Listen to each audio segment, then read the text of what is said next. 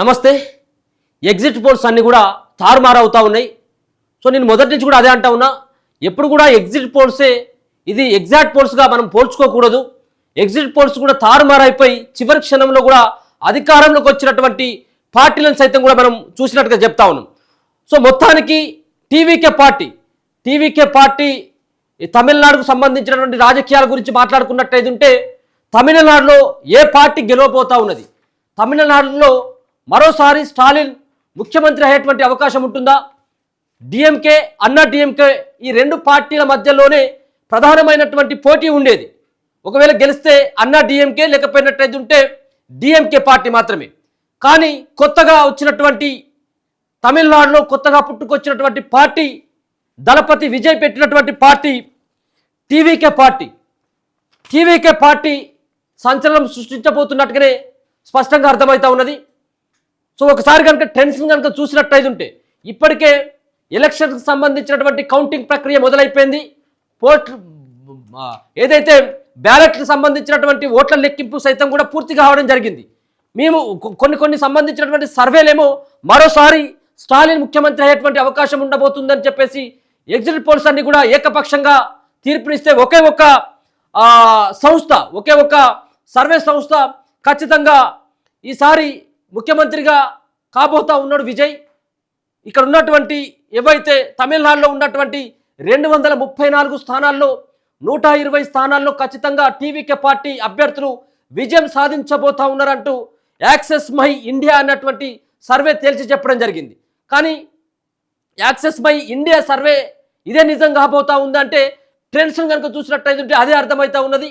విజయ్ పార్టీకి దరిదాపుగా ఇప్పటికి వచ్చినటువంటి ఏవైతే పోస్టల్ బ్యాలెట్ల ఓట్ల లెక్కింపుకు సంబంధించినటువంటి దాంట్లో అఫీషియల్గా కనపడుతూ ఉన్నటువంటి ఈ సైట్లో టీవీకే పార్టీకి 33, అలాగే అన్నా డిఎంకేకి 33, అలాగే డిఎంకేకి 16 స్థానాల్లో ముందంజలో ఉన్నట్టుగా స్పష్టంగా అర్థమవుతుంది. దీంట్లో బీజేపీ 1, కాంగ్రెస్ పార్టీ 2 సంబంధించినటువంటి స్థానాల్లో వాళ్ళు ముందంజలో ఉన్నట్టుగా ఈ సంబంధించినటువంటి అఫీషియల్ వెబ్సైట్లో కనపడతా ఉంటే, ఒక పక్కన మనకు అందుతున్నటువంటి సమాచారం కావచ్చు, మిగతా వెబ్సైట్ల గురించి కూడా మాట్లాడుకున్నటువంటి ప్రయత్నం చేద్దాం.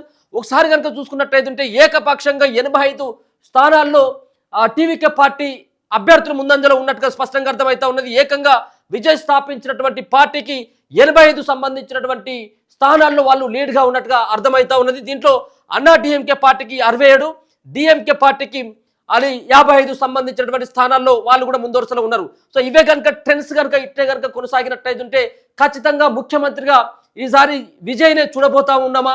విజయ్ ఏదైతే సినీ హీరోగా ఉన్నటువంటి విజయ్ మొదటిసారిగా ఎన్నికలో అరంగ్రాటం చేసి పార్టీ పెట్టినటువంటి సంవత్సరంలో కాలంలోనే మరి ఆయన అధికారాన్ని కూడా చేపడితే ఇది ఒక సంచలనమైనటువంటి చరిత్రగానే దీన్ని ఖచ్చితంగా చెప్పుకోవచ్చు. విజయ్ పార్టీకి ఈ 85 సంబంధించినటువంటి స్థానాలు, అలాగే ఉన్నటువంటి స్థానాల సంఖ్య కనుక మనం చూసుకున్నట్లయితే ఇక్కడ ఉన్నటువంటి 234 సంబంధించినటువంటి స్థానాలు, దాదాపుగా 234 అంటే 118 సంబంధించినటువంటి స్థానాల్లో ఏ పార్టీ అయినా కనుక గెలవాలి.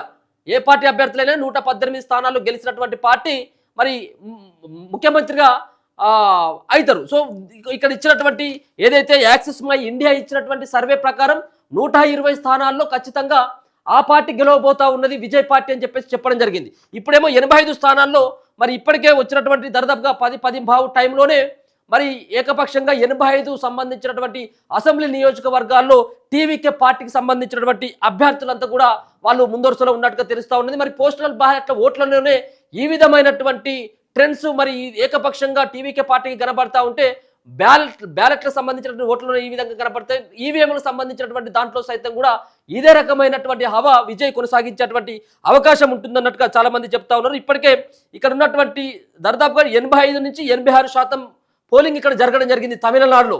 అంటే ఈ యొక్క పెరిగినటువంటి ఓటింగ్ శాతం ఖచ్చితంగా కొత్త పార్టీని స్థాపించేటువంటి విజయ్కి ఖచ్చితంగా కలిసి వస్తుంది. ముఖ్యంగా చదువుకున్నటువంటి యువత కావచ్చు, మేధావులంతా కూడా కొత్త పార్టీ వైపు ఎప్పుడు కూడా చూసేటువంటి పార్టీని చూడడం ఎందుకు, అన్నా డిఎంకే లేకపోయినట్టయితే డిఎంకే పార్టీలో ఎందుకు, ఒకసారి యువకుడిగా ఉన్నటువంటి వ్యక్తికి అవకాశం ఇద్దామన్నటువంటి తీరుగా ఆయన వైపు మరి ఆ తమిళనాడుకు సంబంధించిన ప్రజలంతా కూడా చూసినట్టుగా స్పష్టంగా అర్థమవుతా ఉంది. అంతేకాకుండా ఆయన ఎన్నికల ప్రచారంలో దూకుడుగా ప్రచారం కావచ్చు, అలాగే ఆయన పెట్టినటువంటి మేనిఫెస్టోను సైతం కూడా తమిళనాడు ప్రజలు నమ్మినట్టుగానే మనం అర్థమైతే చేసుకోవచ్చు.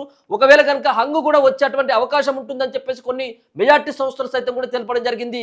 డిఎంకేకు అన్నా డిఎంకేకు ఏ పార్టీకి కూడా స్పష్టమైనటువంటి ఆధిక్యత రాదు, అక్కడ హంగు ఏర్పడేటువంటి అవకాశం ఉంటుంది. ఒకవేళ కనుక వచ్చినట్టయితే 20-30 స్థానాల్లో మరి విజయ్ పార్టీ కనుక ఆ స్థానాలను కైవసం చేసుకుంటే, టీవీకే పార్టీకి సంబంధించిన అభ్యర్థులు కనుక విజయం సాధించినట్టయితే ఉంటే ఇక్కడ కింగ్ మేకర్గా విజయ్ అయ్యేటువంటి అవకాశాలు కూడా ఉంటాయని చెప్పేసి కూడా చాలా సంబంధించినటువంటి మెజార్టీ సంస్థలు కూడా తెలపడం జరిగింది. సో ఒకవేళ హంగ్ వచ్చినప్పటికీ కూడా కింగ్ మేకర్గా విజయ్ ఉంటాడు. ఒకవేళ కనుక విజయ్కి కనుక దాదాపుగా 60 నుంచి 70 సీట్ల కనుక ఏకపక్షంగా ఆ పార్టీకి కనుక వచ్చినట్టయితే ఉంటే మిగతా ఏ పార్టీతోటైనా కానీ పొత్తులో భాగంగా ముఖ్యమంత్రి సీటుకి ఇప్పుడు విజయ్ ఎసరు పెట్టబోతున్నట్టుగా స్పష్టంగా అర్థమవుతా ఉన్నది. చూడొచ్చు, ఇక్కడ మరోసారి చూపెట్టేటువంటి ప్రయత్నం చేద్దాం. సో 85 టీవీకే విజయ్ పార్టీకి 85, అన్నా డిఎంకేకి 65, డిఎంకే అండ్ కాంగ్రెస్ పార్టీ రెండు కలిసి పోటీ చేస్తున్నటువంటి డిఎంకేకి 56 స్థానాల్లో వాళ్ళు ముంగట ఉండడం జరిగింది. అఫీషియల్ వెబ్సైట్లో సైతం కూడా ఇప్పటికే చూసుకోవచ్చు. ఇంతకుముందు నేను 33 స్థానాల్లో ఉండేది అఫీషియల్ వెబ్సైట్లో. మరి టీవీకే పార్టీ అభ్యర్థులు 45 స్థానాల్లో లీడ్లో ఉన్నట్టుగా తినబడతా ఉంది. అన్నా డిఎంకేకు 41, డిఎంకేకు 19. సో డిఎంకేకు తోటి పోటీ ఏమి లేనట్టుగా తెలుస్తూ ఉంది. అన్నా డిఎంకే వర్సెస్ టీవీకే పార్టీల మధ్యలో ప్రధానమైనటువంటి పోటీ ఇక్కడ ఉన్నటువంటి తమిళనాడులో కనబడతా ఉంది. చూద్దాం చివరి వరకు ఏం జరగబోతా ఉన్నది. ఒకసారి కనుక ఈ పోస్టల్ బ్యాలెట్ల ఓట్లలోనే ఈ విధమైనటువంటి మెజార్టీ కనబడినటువంటి విజయ్ మరి ఈ పోలింగ్ సంబంధించినటువంటి దాంట్లో ఏ విధమైనటువంటి ఆయన అస్త్రాన్ని ఉపయోగించిండు అనేది కూడా మనం చూద్దాం. పోస్టల్ బ్యాలెట్ల ఓట్ల లెక్కింపు ఆల్రెడీ అయిపోయింది. ఇప్పుడు నెక్స్ట్ ఈవీఎంలో సంబంధించినటువంటి ఓట్ల లెక్కింపు కార్యక్రమం జరుగుతూ ఉంది. 1-2 రౌండ్లలో ఖచ్చితంగా మనం కొంత చెప్పొచ్చు.